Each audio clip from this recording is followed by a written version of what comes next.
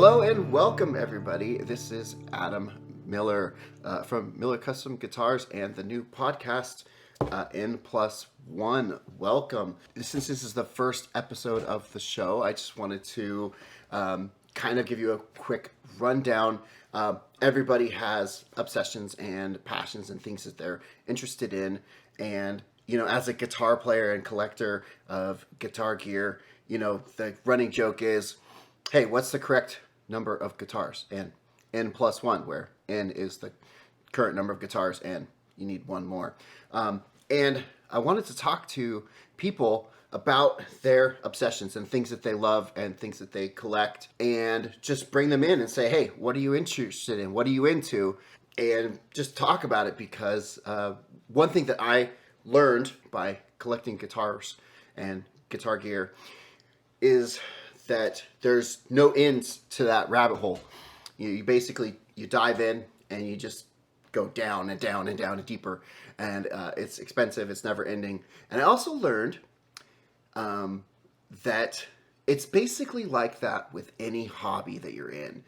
No matter what you're into, if it's photography or if it's art or if it's judo or if it's quilting, as we'll see today, no matter what you're into, that rabbit hole is deep and it's expensive, and it's really fascinating to the people who are into it. And so that's what I wanted to talk about in this podcast. And so today I'm going to introduce an extremely important guest, one of my favorite people in the world.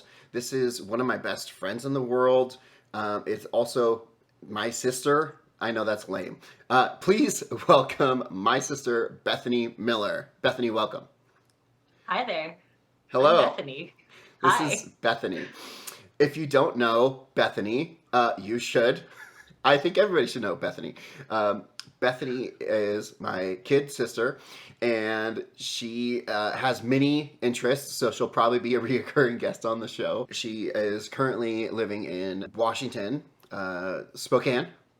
Mm-hmm. Yep, Spokane, Washington, which is why we are doing the Zoom call rather than being in person. But the interest that we wanted to talk about today is Quilting. And right now, my dad is furiously rolling his eyes and going, I thought I would never have to hear about this again, right? Right.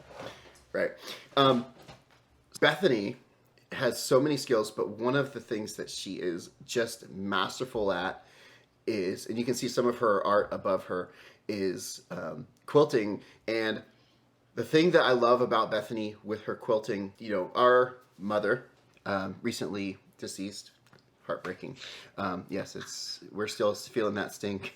Our mother was into quilting, and you tend to think of quilting as a kind of a dying art for old ladies. When Bethany does it, it is not that at all. It is vibrant, it is alive. Her choice of colors and her designs are just incredible and amazing. Every time she shows me something, I'm just blown away. And so, I wanted to talk to her about quilting, and not just because she's my sister and I love talking to her. So, Bethany, this is the format of the show. I wanted to talk to her. Tell us a little bit about quilting and what it means to you before we get into some of the questions. Tell us about that. That's a loaded question. I don't know. I don't even know where to begin with that. Quilting is it's my vice. It's my passion. I don't know. What does it mean to me? So I have always been a reluctant artist. In my household, or in our household growing up, you were encouraged to do a career path that would be stable and make you good money. I was always like, I'm going to be a nurse, right? But I was always really into art and artsy and DIY and anything hands-on. And then I got into college and started as a nursing major. I don't know if you remember that, but I don't remember quickly realized I didn't like touching people. Yeah, ew, gross, right? Like sick old people. I just did not have a heart for that. Yeah, they're kind of disgusting, right? Humans. Yeah. Why bother? Okay. Anyway, my collegiate endeavors were messy and up and down. Actually, it was okay. I'm coming home from college. Mom is picking me up from Southern California, where I got most of an unaccredited associate's degree in theology, right? Right. Did you ever finish that, by the way? No. Okay. That's a hard pass. I'm coming home, and Mom had just started Plum Easy, and she had to turn her trip to come pick me up into a business trip, and we like stopped at some quilt stores on the way home, and I think a quilt show. And the quilt show is what got me. I had like $200 in my pocket. It was supposed to last me like a month because I didn't have a job, right? I just out of school. And I walk into this quilt show and spend every dime I have on fabric. And just, I fell in love with, the fiber, the beauty of the medium that I'm working in, right? Mm-hmm. That's what got me head first into the rabbit hole. And bought all that fabric. So it was the fabric that attracted you more than the other things, the fabric, the beauty of the different fabrics that you could choose. Yeah, it was the fabrics, it was the designs you can make with them. I don't know if it was just, I think in 2 dimensions. Okay. Like I understand quilting. I don't understand clothes, like how you can get flat fabric to be round. I don't get it. Okay. I understand quilting. And I took this fabric home and was like, well, I guess I better learn how to sew. Like, I guess I better learn how to quilt. Right. And, my experience with quilting when I was a child, when Mom was getting into it, she would have me sit at the sewing machine and like sew her long strips of fabric together and then she would iron them and cut them, and then she'd give them back to me. And it was traumatizing for me because I was a bit of a perfectionist, and I couldn't get the accuracy that my heart desired. Mm-hmm. If you're doing a very geometric shape, and you need things like the quilt behind me, this diamond, you need all the points to line up, like you got to be accurate with your patchwork. And I couldn't, and I would literally sit at the sewing machine in Mom's sewing room, which was Allison's bedroom, right? Right. And I would just sob. I would just cry. When I came, when I'm older, came home from college, I got into it. I saw it, and I learned or taught myself, tricks and tips on how to get that accuracy, and that's when I got the joy of quilting kind of hit me. Cool. So the question I like to ask people is, what is your gateway drug, and is that going to be your answer? Is that quilt show that she stopped at is your gateway drug? Kind of got you into it. The quilt show is you got to think of like a convention, or like what do old people do? Basically everything has a convention. Like a trade show, right? Right. There's Comic-Con, there's for musicians there's NAMM, for quilters for old white people there's like RV trade shows, right? Right. I remember Dad took me to there was like a fishing thing in Sacramento one time. An outdoorsman something. Right. It's that, but for old white ladies, right? Right. Okay. Basically, and it was so you have vendors set up, and like I don't have words to describe how beautiful these booths are. Oh, I know. I've been there. You've been there, but like the ladies are for the most part so nice and so old. For the most part, nice, so old. You got to figure your clientele is like mostly retired white women. Right. They've got money to throw around, and then you've got not only the vendor side, which is just, there's so much to touch, and it's a very sensory experience, right? Because it's fabric, you're touching it, you're feeling it. But there's also the like gallery version, which is that's my favorite. Side, the quilt show, the actual, because every trade quilt show is going to have the actual display of quilts, the best in show, the maybe some international quilts, some kid quilts, and this is the best of the best. Plus, there might be just, especially if it's like a local small show. You and I went to get a lot of big shows together. Yeah. And the caliber of quilting there was so high. But when you go to like little local Manteca, California quilt guild shows, you get some just really sweet, precious stuff in there. And I saw this stuff. My gateway drug was I saw this and realized I could do that. I could absolutely do that. And I had just bought all the fabric, and so I had to commit, something that committed me to the craft there. Right. Our viewers, you mentioned it, are viewers, if we ever get any, If we get, might not we realize. have a fan. Our viewers might not realize that I worked, for Mom. So I've been to some of these quilt shows, not as many as you have. And you're right. You go over to the the displays, the people that are entering the contests, the competitions, and it's not a blanket to keep you warm. It's literally art. They're so gorgeous. They're so spectacular. And you've entered in some of them, and you've won some of them, right? Have you ever won or placed or showed or? I don't know if I've won anything. I've won like tiny competitions, right, the like little at the ones. local quilt shops, Right. the little stuff. But I've been in some quilt shows. Yeah. Mostly that was Mom entering me, and I could probably win some stuff now if I cared. You totally could Be a competitive like show quilter, which is a thing apparently. You totally could, because your stuff is beautiful. But let's get into the meat of the question. So, what are some of the favorites or the highlights or the best pieces of your collection or of your art that you've made, or even stuff you haven't made of your collection? Well, when I think of like my pieces, I don't think of for you guitar gear, it might be like this is my finished guitar if it's one you built or Right. one maybe you compiled together from parts. For me, like I love the finished product, but a lot of my finished quilts I give away as gifts. Okay, sure. So like for me, it's tools and it's Ooh. raw materials, right? Okay. Let's see.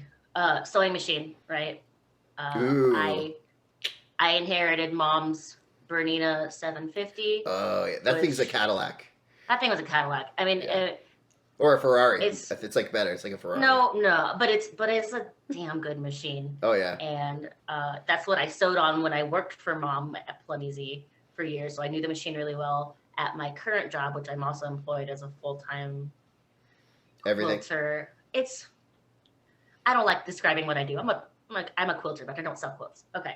Anyway, I'm also sewing on a 700 series Big Bernina, and these things are like retail like $10,000. I know when we bought it, it was maybe $6,000 like 10 years ago, and that was more expensive than like 3 of my previous cars combined. So just real quick for people who aren't in the sewing quilting industry, a Bernina is a super fancy, like ultra, like it's like a computerized touchscreen sewing machine. If you for your layperson, if you're walking into Joann's and you want to buy a off the shelf sewing machine just to kind of get started, you're maybe spending $200, $400 if you want something like that has some bells and whistles. But if you're really committed and you are okay with spending money, you're maybe spending like $1,200 on a decent machine. So a $6,000 machine 10 years ago, which would be like $10,000 now in quilting, that's a tank. That's what we're talking about. Is a $6,000 Bernina. It was $6,000 like 10 years ago. Now they're like 10. Right. That's what we're talking about for the viewers, for the listeners. That's what a Bernina is. They're race cars. Yeah. Tools of the trade. Like I got, I have to have that. And for the caliber of sewing, I'm sewing sometimes 10 hours a day, 5 days a week. This is what I do for a living. I literally have to have a well-oiled machine for that. Literally. Yeah. Nice. And that's one of the things that like gets me good machine equals good patchworker. I call it patchmanship, which is a word I made up. Patchwomanship? Patch galship. Patch they them ship? Lord. Okay, what about anything else that comes to your mind of things that you have that are kind of highlights of your collection? My fabric stash, right? A good true quilter, no matter how poor you are, you can find fabric and hoard it for years and years. A lot of my current fabric stash, which is probably more fabric and more yardage than I could ever sew with in the remainder of my life. you're either buying it because you can't let it go, or you have something in mind and you're like, I should just get a little extra just in case. You know, I actually, I know exactly that feeling because I feel the same way as a hobbyist woodworker. I feel the same way about wood, right? It's like every once in a while I'm just like, I just want to go to Stockton and buy some wood. Do you have any projects you're working on? No. And what are you going to do with it? I don't. So I'll find something to do with it, and I just have wood in the shop. That it's like, oh yeah, that's some good mahogany. What are you gonna do? Something. Yeah. I'll make a spoon. Yeah. They have a term. They have a term in quilting and sewing for projects that you haven't done and are gonna sometimes do, but you're never gonna get to. What's that term? I forget.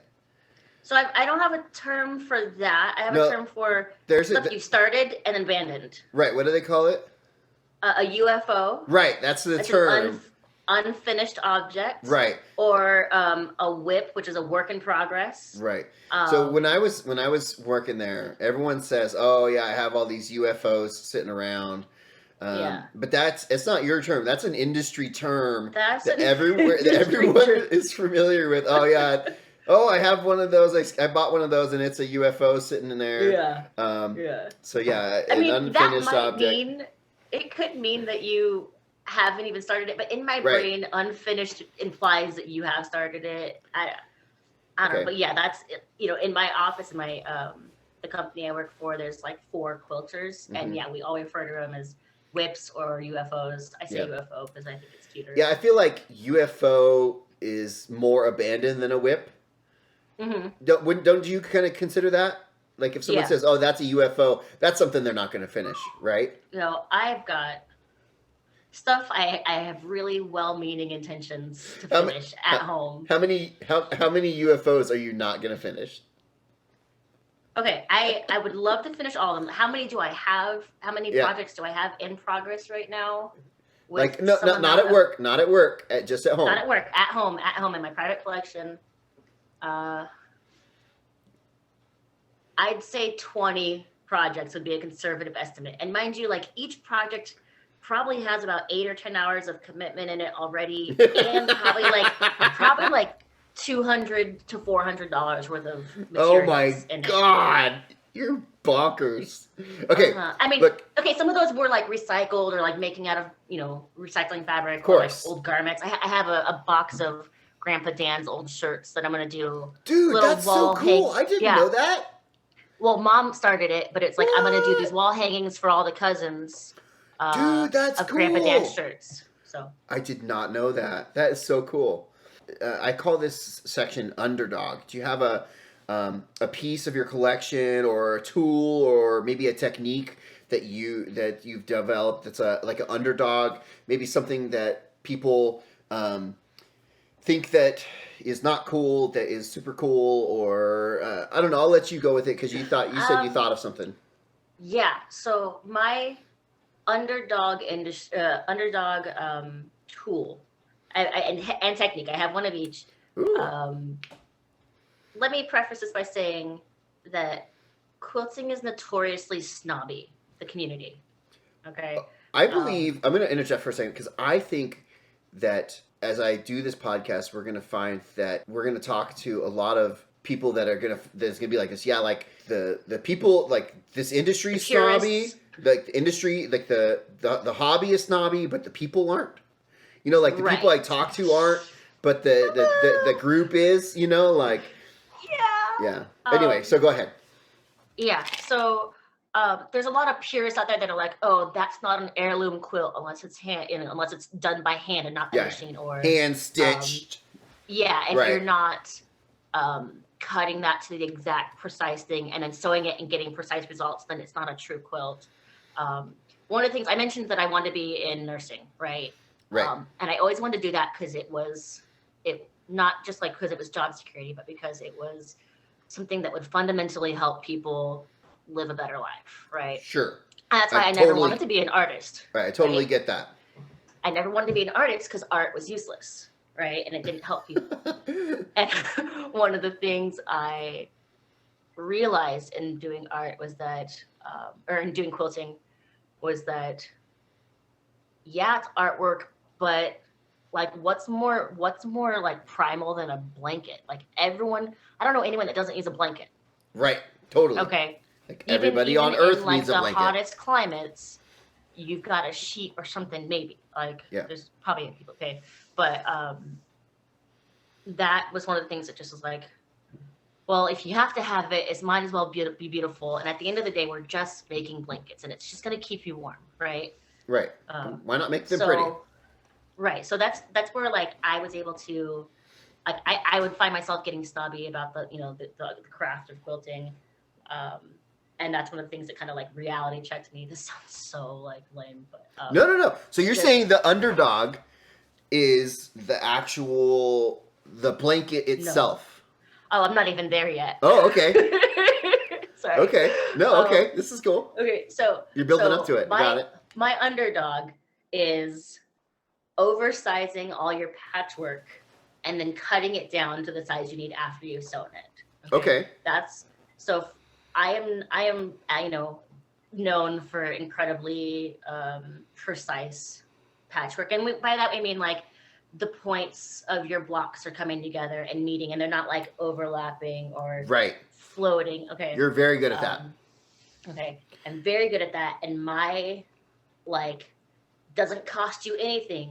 Trick of the trade is oversize your patchwork and then trim it down, because a lot of times you're taught how to do your patchwork. You cut it precise, you sew it precise, your finished result is precise, and it's so hard to do. I have an incredibly gifted patchworker. I'm really good at what I do, and I can't get that precise. Like it's just torment for me. So oversize, square your block up or down to the size that you need. My other totally underrated tool, starch, spray starch, or I don't know if that's a regional thing. Where I'm at here in Spokane, we call it sizing spray. It's a little bit less heavy than starch. Okay. It's like $1.70 at Walmart for this can. For how much I sew at at my company, I go through about 2 cans a day. 2 cans a day? Maybe. I mean, it depends. It's your fault. There's a hole in the ozone layer. It could be. Shush. I didn't need that. But this just kind of, because you're working with fabric. It's stretchy. It's got give. Wrinkly. And when you're going for accuracy, especially like for me, when I'm making a sample of a quilt that someone might make, it's the model. It's gotta be the dream of they could make this if only, Right. And then so it's gotta be the best version of that quilt.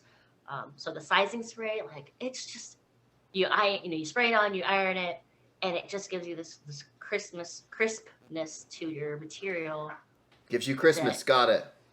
It's fa la la la la, and but that is one of the reasons I'm so successful in what I do is I prep my fabric, which like may take hours of just pressing your fabric, soaking it with the stuff and pressing it out until it's dry. Right. Underdog, sizing spray. Just do it. Just get it. I like the Underdog that the blanket has value on its own. It's just a blanket, and people need blankets. And to go back to your point, that I was just talking to my wife Desiree about this yesterday. That what a gal. She is awesome. I love her so much. But we were just talking about this, that art has value on its own. You don't have to. There's this belief that, like, if you're an adult and you're creating art, you should be paid for it.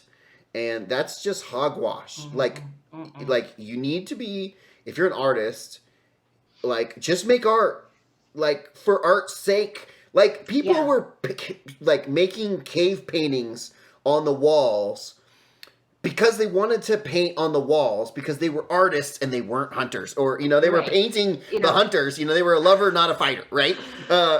Even 50,000 years ago. It's that thing of one of the things that just kills my little artist soul is anytime I make something and someone goes, "You could open an Etsy store." I just want to strangle them. Like, my artwork is what I'm employed at, but it's not I'm not self-employed. Like, this is someone else's company to run. Right. I basically am getting paid to hone my craft, is how I look at it there. I have the blessing to be creative in that. I can open an Etsy store and get paid a lot less money to do what I'm already doing. Right.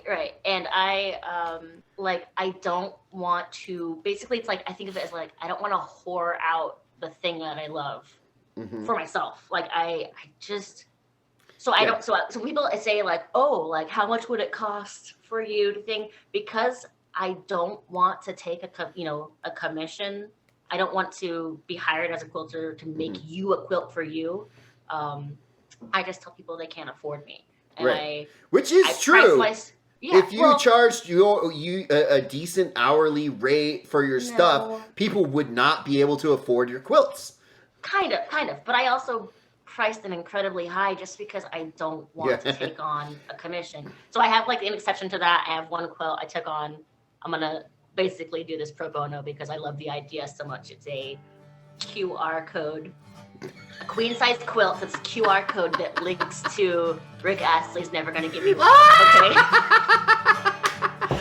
And this woman approached me. She's like, my son really wants this for a graduation gift. Oh my God, that's awesome. And I was like, if you buy the material, I will love to make that quilt. Oh my God, that's awesome. This episode of the N+1 Podcast is brought to you by, well, me. It's my first episode, folks. On N+1, we talk to people about their obsessions. And my obsession, and it has been for over 25 years, is guitars. For over 10 years, I've been a service technician in my area doing modifications, setups, upgrades, and minor repairs. If you are in the California Mother Lode area, Sonora, Jamestown area, or even the California Central Valley, I'd love to work on your guitar or bass and get it dialed in and fixed up, back in your hands, making sweet, sweet music. You can contact me through Facebook at Miller's Custom Guitars. And hey, if I'm not in your area, a great way that you can show your appreciation for this show is by visiting my YouTube channel. That's where I go to talk about my obsession with the guitar and help to educate other guitar players about the ins and the outs of the guitar. You can search for Miller's Custom Guitars and find one of my videos. Just give it a like and a comment, and that would really help me out a lot. Okay, guys, back to the show. Okay, we got to get moving on. I'm running out of time. We'll probably have to do a second video because we're 30 minutes into a 40-minute time limit, and I'm on the second question.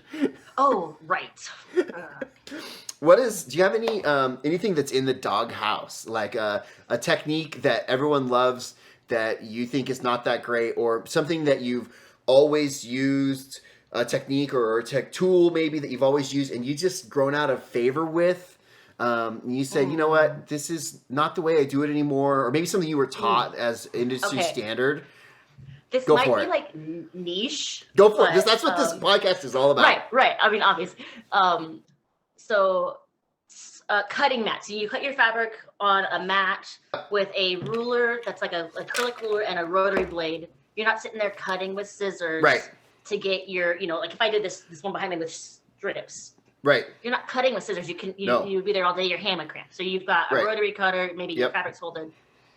There's this thing called a spinning mat. It's usually like a square of 12 by 12 or 17 by 17. And you like put your block on it. You do one side and then you spin the mat and you do the other side. Mm-hmm. I don't know why people use them. I hate them. Just turn your fabric. To me, they take up room. Everyone raves about them, about the thing. I cannot be bothered. Just spin the fabric. Yeah, and here's the thing is, at my job, I'm doing YouTube quilting tutorials, right? Mm-hmm. And a lot of our website, our store, our online store is fueled by the videos. Right. And so you have to push products that you have. I have to push the products. I really, like, myself, I'm not going to push it unless I believe in it, right? But also safety is a thing because we're working with really sharp rotary blades, like very, very sharp. And the spinning mat can yield more safety, right? So people aren't cutting towards them, okay? So I have to have best practices, and that's one of them. I hate using it on camera. Every time I do, I just like my skin crawls. It's that might be like only me. That's my doghouse, is the spinning mat. Nice. What about this is DIY, and so when I thought of these questions, I was thinking of guitars. You know, like is there something you made? I've rewritten questions that are more like arts centric, so I haven't thought of a DIY yet. But for DIY, have you like maybe developed a technique that's all your own, or I actually know that you've designed your own patterns. I know that you have, but do you have anything that you consider something that is completely yours that you didn't learn from someone that you've developed on your own? Okay, like yes, but no. I mean, you got to imagine this is quilting. There's only so many shapes you can make with Sure. two-dimensional fabric, and okay. I have a technique. So there's a lot of traditional quilt blocks out there. Of course. My favorite is an orange peel, which looks like kind of like a quarter. You'll send a picture. We'll put it up. I'll send a picture. We'll put a thing up. Okay. And this is, doing a curved line and getting it to lay flat with fabric plus a seam allowance is usually notoriously very difficult to do. Mom had a technique for piecing circles. Right. That she learned from someone, maybe at Quilt Guild. I've researched and tried to figure out who came up with this and can't find it. So I don't want to take like 100% credit for this idea, but I have come up with, I like adapted that, the circle patchwork technique, cut it into quarters to do just the one side of my circle to make these orange pills. To my knowledge, I'm the only one that's doing it that way. Right. You designed a whole pattern that was one of Plumy's patterns, and it's like one of their really popular. Yeah. It's a whole thing, and it's gorgeous. It's fabulous. It makes these amazing blocks. You can do a bunch of different things with it. Ooh.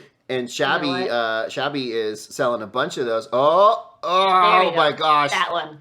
The wraps. So if you're an audio only listener, you can't see it. But that is spectacular. Yeah. Wow. And so that's my technique. I've got a lot of stuff that I do, because there's like the traditional way to do stuff, that everyone learned from their grandma or from their grandma's grandma. But as technology is advanced and our, materials are getting better, our fabric's getting better, our tools are getting better, techniques are changing. And so like on camera, a lot of times I'll introduce something that's me. I'm just like, I just found that this was easier for me, right? Yeah, this is right. My motto is like, there's got to be an easier way for this technique. Everyone else is like, oh, wow, that's so new. And I'm like, I don't know. I'm just lazy. I don't want to do it that way. I don't want to do it the traditional way. Nice. Okay, I got one other question, and before we get to the biggest question of the whole podcast, this question is: what is your favorite piece of equipment, piece of gear? Favorite piece of art you've made, favorite design you've done. What is your favorite thing? So one of my orange peels, because I've made a lot of those quilts. Sure. My pattern is called Orange Blossom. But I have one that I actually kind of made this one out of spite. I was at a quilt show and demoing the technique on how to make this. So I had to make all these blocks at the quilt show, like live in person. And I'm using solid colors. And like when it came to me and Mom working together, I had the vision. I could see it unfinished, or I could see the finished product, even though it was unfinished, right? Right. You've always been able to do that. Mom couldn't see it. Right. And we had very conflicting tastes and very conflicting ideas of like color theory. Mm-hmm. And we were at QuiltCon, I think in Savannah, Georgia, like 6 or something years ago. And she was just bugging me. It happens when you're family. Sometimes you get on each other's nerves. You work together, right? Right. So this was gaslighting. I basically started sewing really awful color combinations together and being like, what are you talking about, Mom? It's perfect. Like, how can you say these don't go together? And mind you, this was, I had an industry term. This is a layer cake. This is a a stack of fabrics that were pre-cut to 10 inches I'm working with. And in this particular layer cake, So just describe what that is for our people that don't understand what that is. this is a stack of fabric cut to 10 inches. I just said that. That's what a layer cake is. It's like a pre-cut bundle of fabric so that you don't have to go out and buy a bunch of tiny pieces, you know. Okay. And usually they're all coordinating within a collection of fabric. These happen to be all solid fabrics, and every single one was a different color, and I had 100 of them. Okay. Usually a layer cake is sold in 42 squares. This was 100 squares. It was like a special thing. 100 squares, they're normally matching. These ones are not matching, but they're cut to size. 100 squares of completely different fabric of solid colors. So wide array between, right. you know, no patterns, white to black, no patterns, right? All solid, cut to size, but right. all different colors. And like, I'm doing some really beautiful, you know, I'm off the top of my head, like something, you know, very high contrast. I'm doing this beautiful dark teal with like a pale orange petal, or I loved like dark red and light blue together. I just thought it's beautiful. Doing these great combinations, but like if I only did good combinations, I would be left with a bunch of stinker fabric at the end, and I'd have to make a bunch of ugly ones. So I kept doing. So real quick, that's just for the people that aren't used to quilting. This is something that happens, right? Is if you only choose your pretty fabrics, then you're only left with ugly fabrics. So sometimes you have to choose like a good fabric with a not as good fabric, and you kind of make it work. This is something you deal with all the time. Yeah. So I had to, you know, be equitable about what I'm doing. I have to incorporate some of the less desirable shades because I needed to work within the confines of those 100 10-inch squares. Okay? Mm-hmm. And Mom kept fighting me, and so I just kept doing really bad ones on purpose. Yeah. Really bad color combinations. I had like a bright orange with like a less bright orange. Oh God. Just stinker, right? They're just stinkers. And then when I went to go assemble that quilt, because I had all the blocks of just the petals, no two are the same, and I just struggled laying this thing out. You know, I have a wall of like flannel, and you can like put the blocks up, and they'll stick to that. So I'm laying like a flannelgraph when you're in church, when you're a kid. Flannelgraph when you're church and kid. You're like Moses was in 2 dimensions. Right. And it took me days to lay this quilt out, and I finally got it, and I added like a black and white like Beetlejuice stripe into this solid color, and it just was wild, and the end result was spectacular. This was like my favorite thing. There was a lot of patchwork techniques. This is actually the quilt that got me hired at my job. Because I showed a picture of it to the gal that was buying Mom's company, and she just lost her mind. And she's like, "You made this?" And I was like telling her how I made it. She's like, "I can't." She couldn't see. You know, I was describing it. I can see. I'm very visual, like in my brain. She couldn't see it without me showing her. But this is the quilt that got me hired. You're going to send me a picture, right? Oh, yeah. Yeah, we're going to put it up. Result was, even though I had done all these blocks that were kind of less than desirable, the end result was just spectacular. I wanted to call this quilt, I had to name it, right? Because if you're entering it in a quilt show, which this was, you have to give it a name. I wanted to call it Topsy-Turvy Shit. Mom wasn't having any of that. So of course. I called it Bug Juice. Bug Juice, okay. Kind of like playing on like Beetlejuice, right? Right, because it has the Beetlejuice. The Beetlejuice stripe. Stripe, right. So you made all these patches kind of out of spite, but then like out of spite you made it work. I made it work, and like I was like, okay, I made this harder on myself by making all these like stinker blocks, but the end result was just so good, and people see this quilt and just like lose their minds. Yeah. That's awesome. That's a great one. What is N+1? What is the next thing? What are you working on? What have you been eyeballing to add to your collection, or what have you been working on? What is N+1? What's next? My next project is called a double wedding ring. And by next, I mean I'm making this maybe, hopefully, in the next 10 years. Okay? But like my dream project. Okay. My dream project, double wedding ring. I'll send you a picture of the one Mom has hanging in the living room. Okay. Of it's circles. It's traditionally very difficult to make, but it's a very traditional patchwork. And I have this vision of just wild fabrics, because this is very traditionally like, we're going to make this in red and green and it's sweet and it's country, Nice. What I have is a bit more punk rock, a bit more sexy, but still using very traditional patchwork techniques.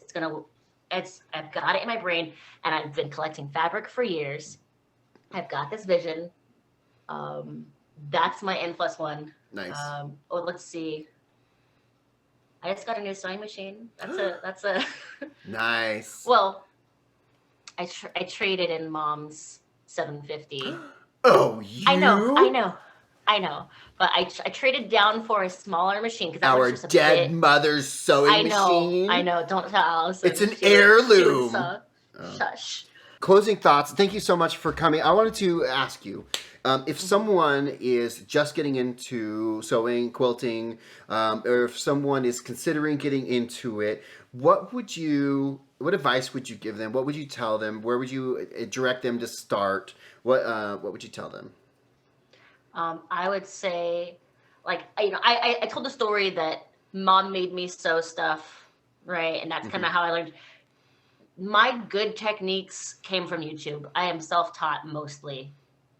So YouTube is a great resource.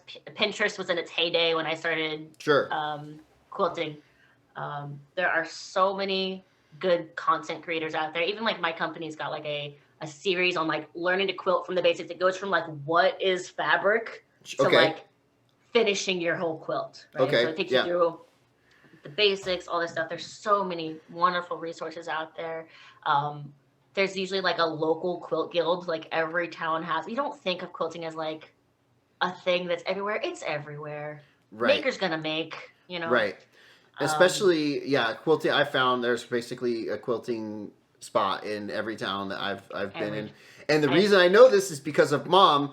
I'll be driving around and without Mom I wouldn't have noticed, but because of Mom I'm driving, I'm like, oh, there's a quilt place, and then you think, I bet they know my mom, and they usually do, They usually, I have yet to walk into a store in the last 10 years that wasn't selling one of Mom's patterns. Yeah, sure.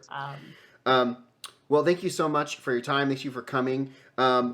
Where can people find you if they want to find you, or do you want them to leave you alone?